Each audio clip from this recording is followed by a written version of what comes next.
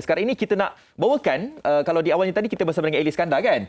Dia dalam perjalanan menuju ke salah satu... Dah sampai dah pun. Dah sampai pun ke blok 75 di Bandar Baru Sentul yang mana dikenakan PKPD. PKPD ni dekat Selangor dan juga KL, ada kesemuanya ada 36 mukim kesemuanya. Satu jumlah yang begitu besar juga kita rasa, dan kita nak bersama dengan salah seorang daripada mereka yang berada di salah satu PKPD tersebut. Eli. Okey, kita akan bersama dengan Eli Iskandar terlebih dahulu sebab Eli akan membawakan gambaran. Itu dia blok 75. Silakan Eli. Ya, terima kasih rakan-rakan. Inilah dia tempat, salah satu tempat yang telah pun di kuarantin ataupun diletakkan kawat besi ataupun kawat duri ini. Jadi kalau anda saksikan di sini ada beberapa blok sebenarnya. Jadi blok 75 ni antara yang dipasang kawat besi untuk memastikan mereka yang berada di dalam blok ini tidak bergerak dengan bebas. Jadi kalau keluar masuk akan dipantau di kawasan pintu masuk di sini. Jadi ada petugas-petugas dari kalangan Polis Diraja Malaysia dan juga ada dalam kalangan anggota Angkatan Tentera Malaysia dan juga disokong oleh agensi lain seperti Pertahanan Awam dan sebagainya untuk bersihkan kawasan ini berada dalam keadaan dikawal dengan sebaik-baiknya lah, Anim dan juga Fazli. Eli, kita juga akan bawakan salah seorang penghuni di PKPD khas Blok 75 tu, Puan Nurlia Yahya juga bersama dengan kami. Assalamualaikum Puan Nurlia. Waalaikumsalam warahmatullahi.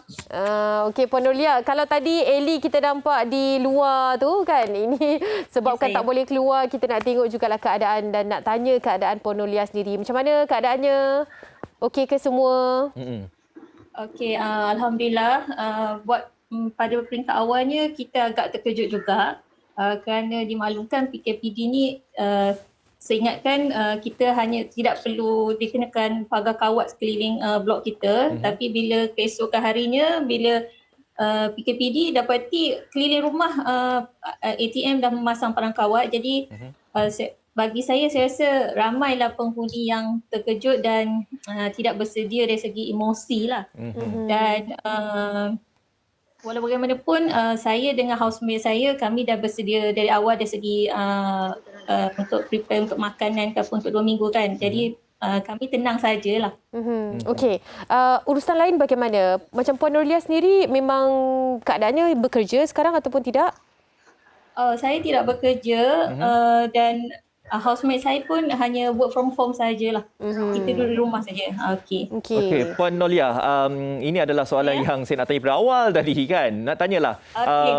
Sebab yalah PKPD ini dilaksanakan selama 2 minggu kan dekat tempat Puan Nurlia kan. Okey, jadi dengan PKPD ini memang tidak dibenarkan sama sekali untuk keluar rumah, untuk nak pesan barang pun apa semua dah tak boleh kan. Jadi bagaimanakah Puan Nurlia melihat dari segi barangan-barangan keperluan yang Puan Nurlia ingin gunakan sepanjang 2 minggu itu? Adakah mencukupi? Sebab difahamkan ada yang kata diberikan makanan ni macam tak cukup kan. Mereka mengenakan PKPD tapi barangan keperluan asas tu mungkin tidak mencukupi sehingga 2 minggu itu. Jadi bagaimana Puan Nurlia melihat situasi ini? Okey, sebenarnya saya di sini yang statement luar tu tidak benar sekali lah. Sebabnya bukan kita tidak dibenarkan langsung untuk keluar daripada kawasan ni, cuma kita dikawal ketat, iaitu setiap rumah hanya boleh seorang sahaja yang keluar rumah dalam masa 1 hari dan diberi tempoh masa 1 jam sahaja. Sebelum keluar mereka perlu buat laporan di pihak polis, di kemah polis, pos polis untuk keluar, untuk rekodlah siapa yang keluar dan yang masuk.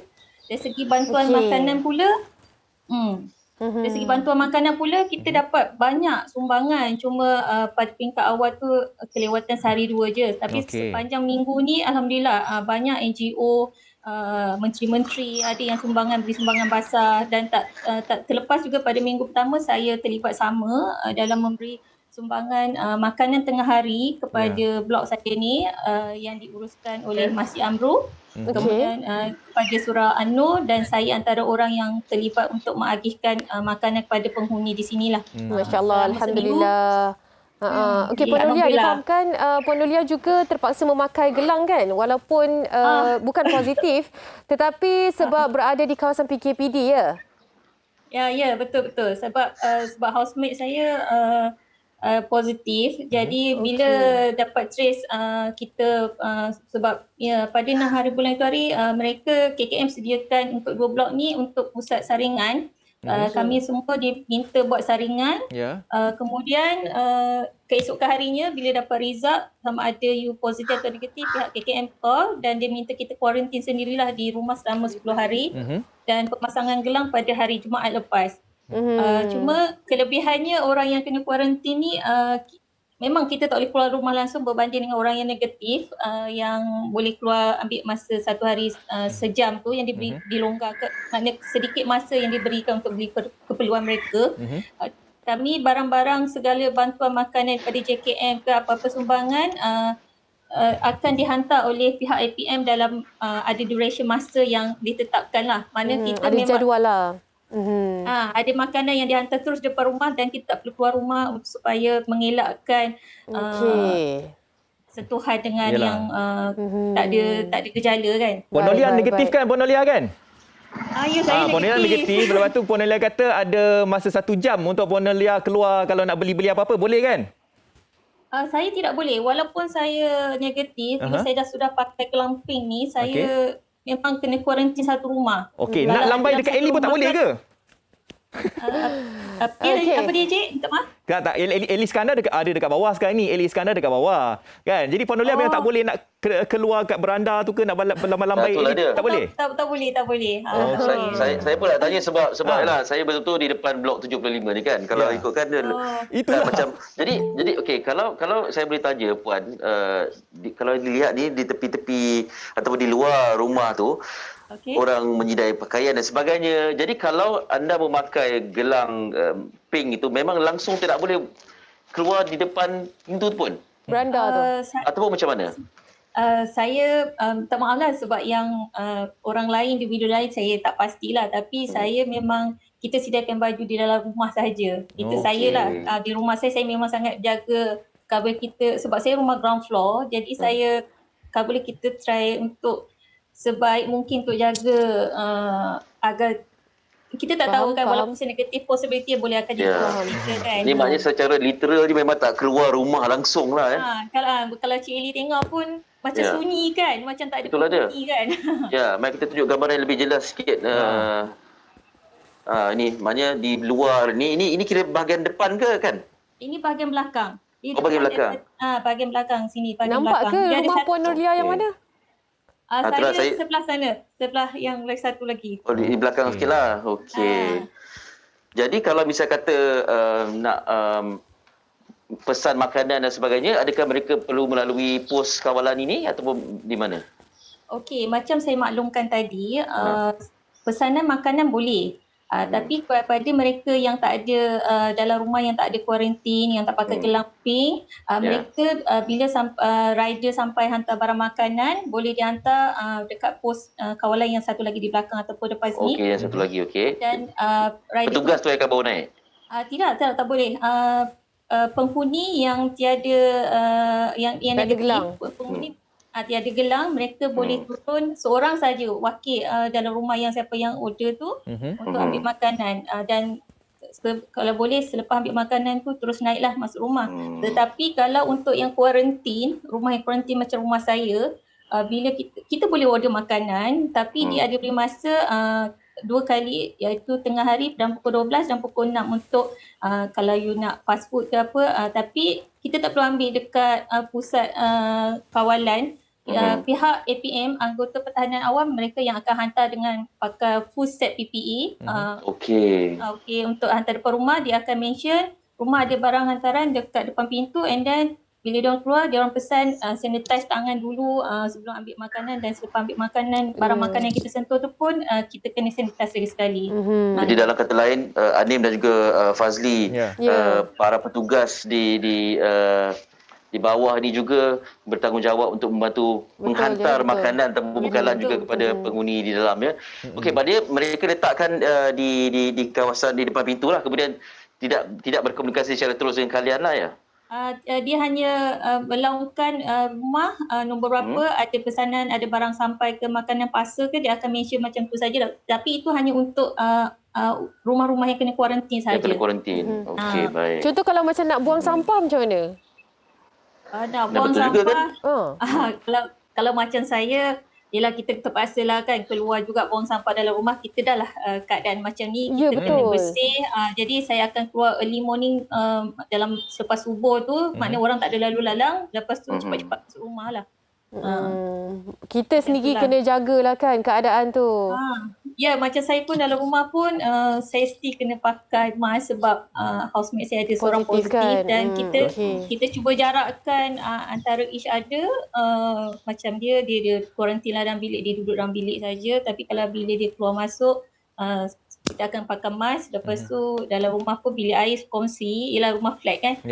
Kongsi, selepas pakai kita kena ingatkan lepas pakai dia kena spray, dan saya pun bila nak masuk bilik air pun kita akan spray dengan Dettol ke dengan Clorox lah.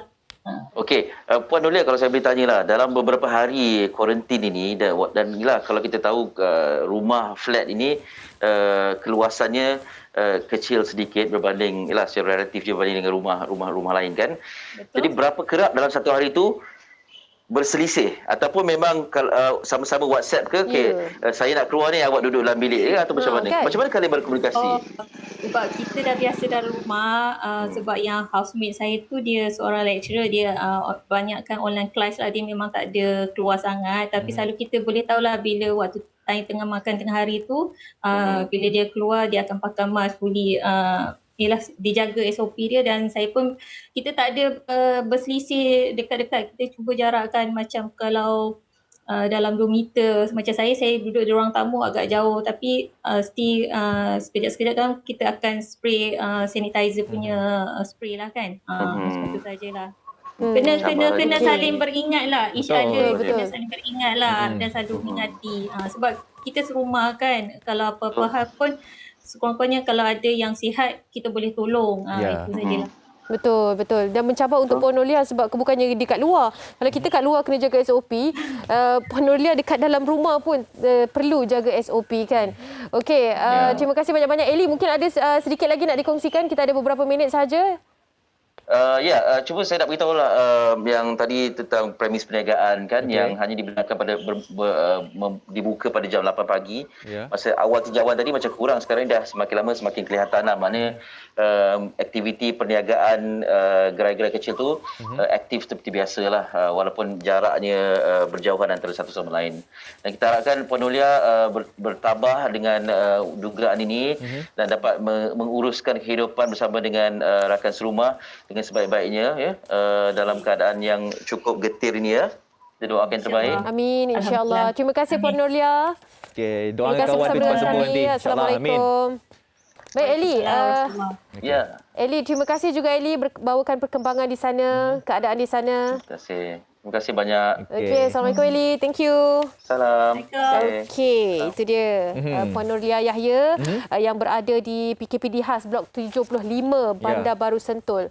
Okey, Eli juga berada di sana tadi membawakan dari luar dan kita dapat bawakan di dalam. Itulah yang kita dapat bawakan sehabis baik untuk membawakan kepada anda semua, menunjukkan kepada anda semua apakah yang diharungi oleh mereka yang berada di kawasan PKPD. Betul. Kalau anda yang berada di kawasan PKPD itu, janganlah anda cuba-cuba untuk anda keluar, dan juga anda yang berada dekat luar tu janganlah cuba-cuba untuk masuk dekat kawasan PKPD itu, kerana anda bakal juga untuk menyumbang kepada kes penularan wabak COVID-19 ini. Dan kepada anda semua yang berada dekat PKPD, alhamdulillah tadi pun Puan Nolia dah pun memberikan pencerahan, segala bantuan makanan apa semua cukup, alhamdulillah. Ini menunjukkan bahawa kerajaan memang membantulah golongan ataupun mereka yang berada dekat kawasan PKPD itu. Jadi anda semua boleh ambil iktibar kalau ada di antara kita yang kawasan sekarang ni clear, hijau. Kalau anda tak mahu kawasan anda dikenakan PKPD, itulah kita kena ingatlah SOP kena jaga, dan kita kena jagalah tingkah laku kita punya pergerakan semua kena jaga untuk waktu sekarang ini. Dan kita doakan jugalah segalanya cepat dipermudahkan kan. Amin. Kita yang tengok pun rasa macam sangat kasihan dengan keadaan mereka, apalagi mereka yang melaluinya. Okey.